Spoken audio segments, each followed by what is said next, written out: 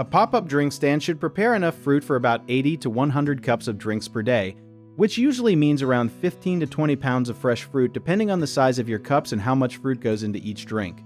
Think of it like packing a lunchbox for a party where you do not know exactly how many friends will show up. So you pack a little more than you think you need. Most pop-up stands sell between 80 and 100 cups on a normal day, and each cup usually needs about 2 to 3 ounces of fruit once it is peeled, cut, and blended. That means you want somewhere between 15 and 20 pounds of fruit ready to go before you even open for business. Here is something a lot of new stand owners do not know. Fruit loses a surprising amount of weight once you peel and core it, sometimes as much as 30%. So if a recipe calls for 1 pound of fruit, you may actually need to buy 1.5 pounds at the store to make up for what gets thrown away.